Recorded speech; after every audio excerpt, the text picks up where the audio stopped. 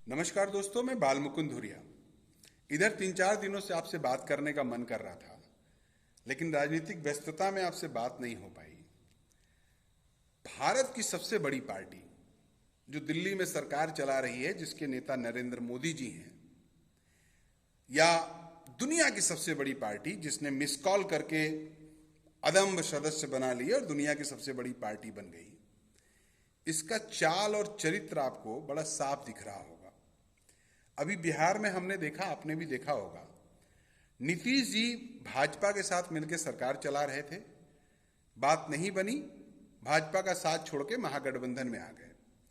अभी तक सब कुछ बिहार में ठीक चल रहा था, लेकिन जैसे ही महागठबंधन की सरकार बनी तो भारतीय जनता पार्टी के जो सक्रिय कार्यकर्ता इस दौर में बने हुए हैं, ईडी हो, सीबीआई हो, इस तरह की एजेंसियां हो, उन्होंने अपना काम बिहार में शुरू कर दिया। ये हंसी मजाक का विषय नहीं है, ये कुछ ऐसे हंसी हंसी में बात कर लिया जाए वो विषय नहीं है। ये बहुत गंभीर विषय है हमारे देश के लिए, हमारे लोकतंत्र के लिए, कि ये एजेंसियां जो स्वतंत्र एजेंसियां थी, वो सरकार के पेट डॉग बन के, पालतू कुत्ता बन के वहीं वहीं दौड़ रही हैं जहां सरकार इनको लू लू करके दौड़ा रही है। अब बिहार में कैसे विधायकों के खिलाफ पूरा अभियान चल रहा है, आप देख रहे हैं। ये शर्मनाक है, भाजपा के लिए शर्म आनी चाहिए। दूसरी बात, आपने देखा होगा, अभी महाराष्ट्र में सरकार गिरी, एकनाथ शिंदे की सरकार बनी, उद्धव ठाकरे जी की सरकार गिरी। वो सरकार कैसे गिरी, सरकार के विधायकों ने कैसे भंगड़ा डांस किया और कैसे एक एक विधायक को खरीदा गया, ये आपके प्रत्यक्ष है। और ये काम भी, ये महान काम भी भारतीय जनता पार्टी ने किया था। अभी तत्काल में भारतीय जनता पार्टी, आम आदमी पार्टी, अरविंद केजरीवाल के नेतृत्व में जो पार्टी चल रही है, उसके पीछे हाथ धो के पड़ी है। क्यों पड़ी है? क्योंकि अरविंद केजरीवाल की पार्टी गुजरात में अच्छे तरीके से भारतीय जनता पार्टी को कटघरे में खड़ी कर रही है। नंबर 2 के जो नेता हैं, सिसोदिया, शिक्षा मंत्री हैं दिल्ली के, उनको किसी शराब स्कैम में फंसाने का पूरा अभियान है। मैं नहीं कहता उन्होंने शराब घोटाला किया कि नहीं किया, वो बरी हैं या उन्होंने वो गुनाहगार हैं कि नहीं है, ये जांच का विषय है। लेकिन भारतीय जनता पार्टी सब कुछ ही गुजरात चुनाव के पहले कर देना चाहती है। बात अगर यहीं खत्म हो जाती तब भी कोई बात नहीं थी। सिसोदिया जी का कहना है कि हमको ये ऑफर आया कि आम आदमी पार्टी को आप तोड़ो, हम अरविंद केजरीवाल को रिप्लेस करके आपको मुख्यमंत्री बना देंगे। आप सोचिए, ये काम भारतीय जनता पार्टी कर रही है। आम आदमी पार्टी के विधायक कह रहे हैं कि 25 से 30 करोड़ रुपया हम लोग को ऑफर दिया गया पार्टी तोड़ के भाजपा के साथ आने का। 20 करोड़ रुपया अगर खुद आइए और 5 करोड़ और मिलेगा अगर दूसरे लोगों को भी लेके आइए। ये महान काम भारतीय जनता पार्टी गुजरात में कर रही है। तो मसला ये है कि जिस स्टेट में लगातार आप सरकार में हैं और आप पूरे देश में गुजरात मॉडल चिल्ला रहे थे, अब आपको गुजरात बचाने के लिए जनता में जाने के बजाय वहां ओपोनेंट पॉलिटिकल पार्टी को बार्गेन करके, मेंटल हरेस करके, सीडी और सीबीआई लगा के उनको टॉर्चर करना, ये आपका पॉलिटिकल सगल रह गया है। तो इसलिए भारतीय जनता पार्टी का ये जो चरित्र है, ये वास्तव में नायाब चरित्र है। और पूरी दुनिया में पॉलिटिकल पार्टियों में ऐसा होता है कि नहीं होता है, लेकिन भारत के भीतर ये देखने को मिला है भारतीय जनता पार्टी के सौजन्य से। तो खास करके उनको खुश होना चाहिए जो लोग भाजपा के सपोर्टर हैं, वोटर हैं, जो वोट देते थे। उनको लगता था कि कांग्रेस और ये क्षेत्रीय पार्टियों के बरखिलाफ एक राष्ट्रीय पार्टी आई है, भारतीय जनता पार्टी, जो पूरे देश का कायाकल्प कर देगी। वो जरा सोचें, कितना गर्द कर दिया है भाजपा ने, भारतीय जनता पार्टी की सरकार ने देश का कितना चौपट कर दिया है देश को। महंगाई इशू नहीं रह गई है, किसी को रोजगार मिलेगा ये सब फर्जी बात हो गई है।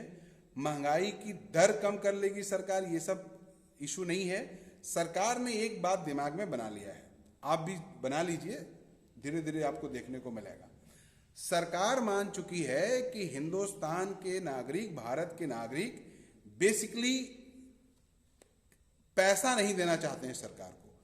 और मैं इस भाषा को प्रयोग करना नहीं चाहता था, लेकिन जरूरत लग रही है। ये करप्ट हैं, ये पैसा रखे हैं लेकिन सरकार को देना नहीं चाहते हैं, इसलिए इनकी जेब से अंतिम रुपया भी निकाल लो। ये चोर कह दिया जाए तो ज्यादा हो जाएगा, लेकिन ये पैसा रखे हैं, ये देना नहीं चाहते हैं। ये मेंटली करप्ट हो चुके हैं। ये बिजली का बिल नहीं देना चाहते हैं, ये टोल टैक्स नहीं देना चाहते हैं, ये डीजल पेट्रोल का पूरा दाम नहीं देना चाहते हैं, ये खाद्य सामग्री का पूरा दाम नहीं देना चाहते हैं। तो इतना टैक्स बढ़ा दो कि इनको मजबूरी हो जाए देना। ये आपको फाइनली अंतिम व्यक्ति को ईमानदार नहीं मान रहे हैं। और इसके बाद अब भाजपाइयों का तर्क सुनिएगा कि भाई गरीबी कहाँ है, कौन गरीब है? इतना महंगा तेल है, क्या लोग भरा नहीं रहे हैं? डीजल पेट्रोल भरा नहीं रहे हैं लोग? महंगा सरसों का तेल खरीद नहीं रहे हैं? हमने क्षमता बढ़ा दी है सबकी, खरीदने की क्रय शक्ति बढ़ा दी है महंगाई बढ़ा के। इतना बेहुदा तर्क भाजपाइयों के अलावा कोई दे नहीं पाएगा, लेकिन वो दे रहे हैं। इसका मतलब यह है कि वो अंतिम आदमी को, आम आदमी को समझते थे कि ये करप्ट है, सरकार इनसे ले नहीं पा रही है और जीएसटी वीएसटी के माध्यम से हम बढ़िया इनका इलाज कर रहे हैं। इस प्रस्थान बिंदु पे खड़े होके अब आपके लिए जो चीजें आती थी, जिस पे सब्सिडी दी जाती थी, जिसको ये कहा जाता था कि नीड है जनता की और इसको जनता के पास तक पहुंचना जरूरी है, सरकार हर वो काम बंद कर देना चाहती है। अब बच्चे को पढ़ाना है तो सरकारी कोई मतलब नहीं है ना, सरकारी इंस्टीट्यूशन मिलेगा ना सरकारी स्कूल मिलेगा। अब पैसा है तो बड़े स्कूलों में पढ़ाइए, नहीं तो मत पढ़ाइए। आप अच्छा इलाज चाहते हैं तो प्राइवेट हॉस्पिटलों में जाइए, अच्छा इलाज करवाइए। पैसा नहीं है तो मत कराइए, जिंदा रहिए चाहे मर जाइए, हमारा कोई लेना देना नहीं है। सरकार इस कंसेप्ट पे आ गई है। तो आपने सोच लीजिए आप कि आपने सरकार के मार्फत देश का कितना नुकसान किया है, देश की जनता का कितना नुकसान किया है। अभी आज हमारे एक मित्र मिले थे, बता रहे थे कि वेदांता में अपने भाई को हमने भर्ती कराया था। वेदांता लखनऊ में है, शहीद पथ पे। एक दिन का खर्चा वो बता रहे थे 1.5 लाख से 2.25 लाख जा रहा था। फाइनली भाई बचे नहीं और उनकी मौत के 2 दिन पहले उनको निकाल के हम किसी दूसरे हॉस्पिटल में ले गए। वो तो नहीं बचे, लेकिन उनका इलाज कराते कराते हमारी पूरी नस्ल टूट गई, हमारा जो भी पूरा सेटअप था वो टूट गया। ये गत कर दिया है भारतीय जनता पार्टी ने। तो मैं ये बात इसलिए कह रहा हूं कि जो भी भारतीय जनता पार्टी को पार्टी भी डिफरेंट मानते थे, वो जरा एनालिसिस करें, वो जरा इस पे चर्चा करें, वो जरा देखें कि कितना नुकसान हो गया है। अभी भी वक्त है, चेत जाइए। भारत के भीतर जातीय जनगणना होनी चाहिए, भारत के भीतर सभी को सम्मान मिलना चाहिए, सामंती वर्चस्व खत्म होना चाहिए, तब सबके लिए विकास का रास्ता बनेगा। और ये काम भाजपा नहीं होने देगी, ये काम भाजपा नहीं करेगी, ये काम भाजपा के लिए नहीं है। इसलिए अभी भी दिमाग लगाइए और कैसे इस जालिम सरकार से छुट्टी मिले इसका विकल्प तलाशिए।